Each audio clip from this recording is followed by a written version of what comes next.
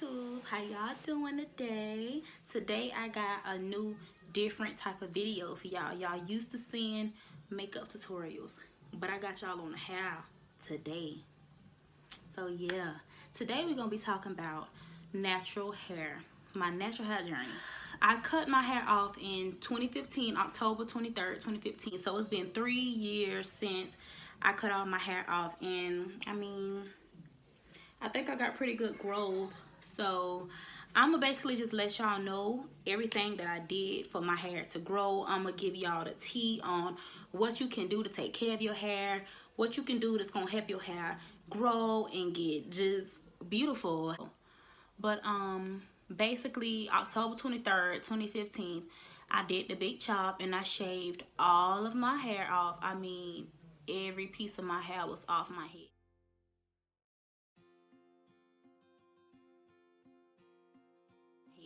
And I was going through a tough time because I was in college at the time. I was like real self-conscious, you know. So like I'll walk around school and I would just automatically think that every dude was like looking at me like, why the fuck do she got her hair cut off like that? But in order for me to get comfortable with it, I dyed it. When I first shaved it off, I did this red color, like a ginger color.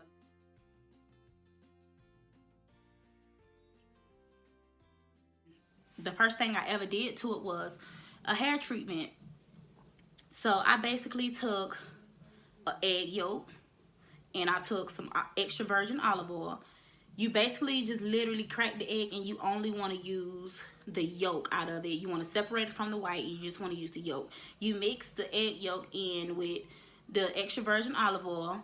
And of course, like I said, you stir it up or whatever. I shampooed my hair, and then after I finished, I just took my hand and all the stuff and I rubbed it all through my head, and oh my gosh, my hair felt so good after I did that. It was so soft, it felt so good, it was so silky. That was the best thing I ever did to my hair. And I'm jumping all over the place, but that was the first thing I ever did to my hair. So then once my hair got to like maybe 3 inches long, like my 3rd month post big chop, I would get some gel, some hair gel, and I would get a spray bottle. I would spray my hair with some water. I would get some gel, rub it in my hands, and then I'll just rub it all through my head. And that way it was creating little curls, like not really curls, but it was creating like some real pretty curls. The same curls that you can kind of get with a hair sponge. That's what I was doing. And eventually I went and bought a soft board bristle brush, and I would just every day I would wet my hair, get some gel, and I would just brush my hair like circular motions. That's what you have to do in order to get that curl pattern. I had to brush my hair in circular motions, and that had my hair looking so cute. That's what made me a little more comfortable with the haircut, because I liked the way the curl pattern was coming out. So okay, boom, jump to like month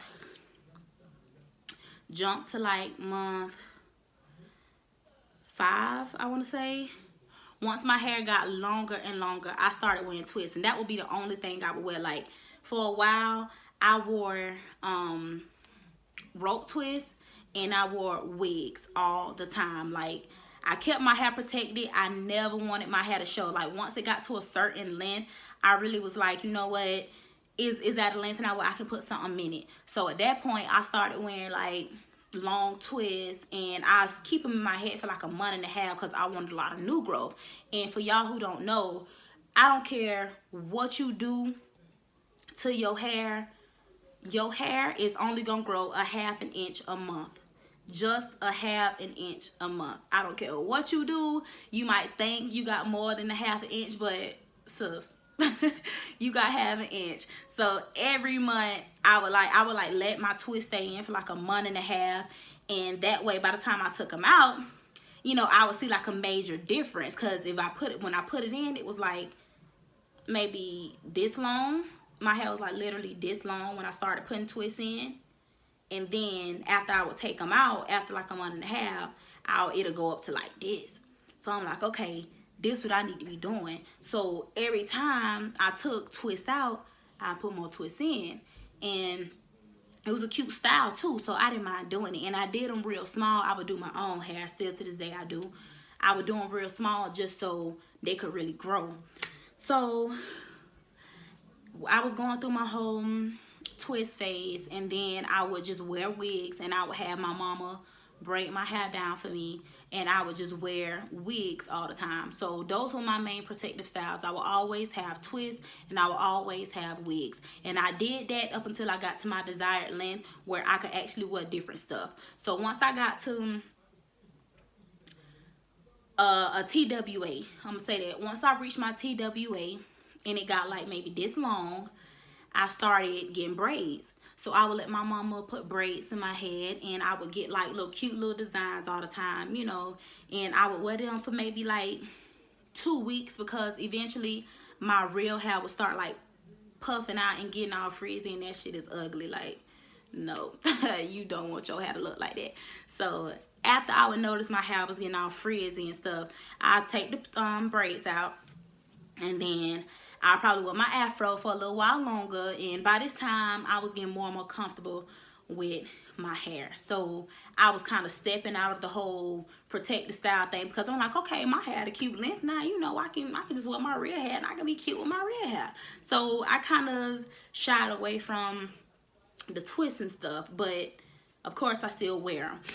So basically, as far as products go, first, I was like a product junkie. I was watching so many YouTube videos, and I was just like, okay, so I need to go get this. I need to go get this. Okay, I see she got this. I need to make sure I go get that. No, you do not have to do that. Just because your hair is going to adjust to what it likes best. So you can go buy all these products, but every product is not going to work with your hair. You got to get what works for your hair. Cantu products did not work for me. Everybody bragged about Cantu products, and I'm sitting here like, okay, Cantu is the go. Like, that's what I need to be getting. That's what everybody's talking about. And I see these girls, they got my hair texture, because I'm 4A, 4B, and 4C. So I got all three of them in my head. So when I was seeing girls with my same hair texture talking about like, oh, Cantu and this and that, I'm like, okay. I went to Walmart, and I go to the hair store and stuff, and I'm like, okay, let me just rag up on Cantu products. Girl, my hair did not like Cantu. Like, my hair did not like Cantu. My hair would dry out every time I put any type of Cantu product in it. My hair did not like Cantu. So once I realized that, it actually took me like 2 months to realize that Cantu did not like my hair. It didn't do nothing for it. Like, it was pointless to use it. So eventually I switched to Shea Moisture, and oh my gosh, Shea Moisture, still to this day, I praise Shea Moisture, because that's the only thing that really gave me that wow effect when it came down to products. Like, I tried a bunch of stuff. I tried the Eden one. I forget what it's called, but it got the coconuts on the jar. I tried that one. That one was pretty good, but the one that really worked best for me was Shea Moisture. And I'm not saying that it's gonna be the same for you, but for me, my hair loved Shea Moisture. And I always would wet it, and I would get the Shea Moisture cream in the squeeze bottle. It was called curl pudding. Get some curl pudding, and I would just like brush through my hair with a Denman brush. And I mean, that stuff the truth. Like, if you ain't tried it yet, sis, you need to try it, because it's the truth. So yeah, so those are the products that I lean more towards now. Right now, I don't really use a lot of hair products, because honestly, you don't need it. Your hair will grow regardless. Whether you put products in it or not, your hair will grow. As long as your scalp is healthy and clean, your hair is gonna grow. Now, it is very important to always keep your hair moisturized. I said this in one of my previous videos. If you do have natural hair, it is very important that you always keep your hair moisturized, because for one, we do have dry hair, and it is very fragile. A lot of people don't know that African hair is very fragile. We think, okay, no, it's, you know, white people. No, our hair is very fragile simply because it break off so easily. So pay attention when you combing your hair, and it's dry and you don't have no products on it, no water, no cream, no nothing, and you just combing through your hair and you hear it popping, that when you hear that, you breaking your hair off. And a lot of people don't know that. They just like, oh, my shit nappy. No, bitch, you breaking your shit off. So you got to stop doing that. Always make sure to prevent breakage, hair breakage, always use a wide tooth comb. Always use a wide tooth comb. Don't ever comb your hair with a rat tail comb. Like, girl, don't do that. Get you a wide tooth comb.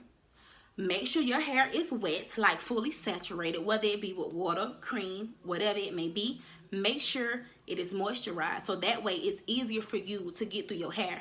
And another thing, a lot of people don't know this, whenever you got natural hair and it is moisturized, let's say you follow those 2 steps, never just take the comb and start from your roots and start combing out. Like, girl, you're gonna pull a damn plug out your head. Like, start from the very bottom. If your hair come down to here, start from the very bottom and work your way up. So that way, by the time you get up to your scalp, you can get, the comb can go straight through it. You don't want to just start at your roots and then go to pulling out. Like, girl, you're gonna pull a whole ball of hair out your head, and you definitely don't want that, especially when you're trying to go natural. And the whole point of going natural is so your hair can be healthy. In the process of you trying to get healthy hair, you messing it up. So just be aware of those things. Always keep your hair moisturized.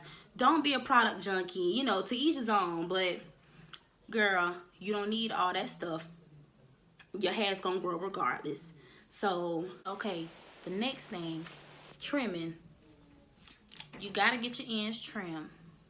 That's, I can honestly say, when I got my ends trimmed, that's when my hair started growing the most. Because, listen, I had this thing about putting heat to my head, and I'll get to that in the next step. But I had this thing about putting heat to my head, so I'm like, okay, I don't want to put heat to my head yet. So I didn't actually get my first silk press until, like, I had been natural for like a year. I had been natural for like a year, and that's when I got my first silk press. And I was supposed to get my ends trimmed a long time ago, but like, I was in school. I just graduated from cosmetology school a month ago in January 2019. So yeah, I graduated January or whatever, and I was in school, and at the time I had, you know, my instructor who was real good at cutting and stuff. So I'm like, okay, I really want to get this silk press. You know, I really want to get my, you know, I want to see how long my hair is. Because like I said, this was my first time getting a silk press, and I had been natural for like a year already. So it was long overdue. So when she straightened my hair, it was like kind of hard for her to get through the end. So she like, okay, your hair is like damaged at the end. And I'm like, how? Like, I never even put heat to my head before, like, ever. Not a blow dryer, not a flat iron, not nothing. So I'm like, okay, how? So she like, okay, you need your ends trimmed real bad. So once she straightened my hair, and then she told me how much she had to cut off, I was like, what? Y'all, I realized, started crying. Like, I know them people was looking at me like, girl, you so dramatic. But I was real life, like, crying. Like, when she told me she had to take off, like, this much of my hair. And I was like, what the fuck? So I looked down on the floor, and I saw all my hair on the floor, and I was just so mad. Because I'm like, for one, I thought I was doing so good. That's why I was so disappointed, and why I was being such a big crybaby, because I thought I was doing so good when it came down to taking care of my hair, because I studied it so much. I did all the research I could possibly do before I cut my hair off. So I'm thinking, of course, your hair growing so good, you know, you doing everything right, like, you know, you taking care of your hair.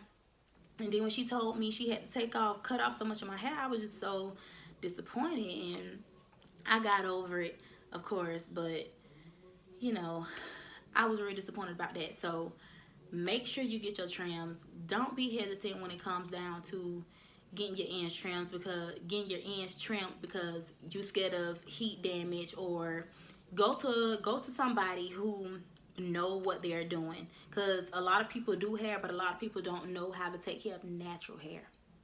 Make sure you go to somebody that knows how to take care of natural hair, because they're gonna do you right. Well, that is it. I hope everything that I told y'all was helpful. I hope y'all really take those tips and y'all apply it to your hair regimen if you are planning on going natural, or if you already natural. Whatever you decide to do, just make sure you do your research and make sure you're not just doing stuff just because you see everybody else doing it. Know your hair and love your hair. And that's it. I really hope y'all enjoyed this video, and don't forget to like, comment, and subscribe to my channel, and I'll see y'all in my next one. Bye. Mwah.